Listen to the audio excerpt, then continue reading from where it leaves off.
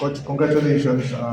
Si Ball, 48 points, obviously big number yon, but he had 7 blocks tonight. Coach, you said the past game na there's plenty to be desired in terms of his defensive effort. Is this sign na maganda na yung depensa niya or it's a good start for him to process yung improvement na hinanap niyo? Well, like I said, Ball is a work in progress. We keep talking to him and making him understand our defensive schemes, making him realize how important he is to the way that we want to defend. And not only 7 blocks, but I thought he altered a lot of shots. And that last shot of Upshaw, 4 points, he was the one who was there to bother it as well.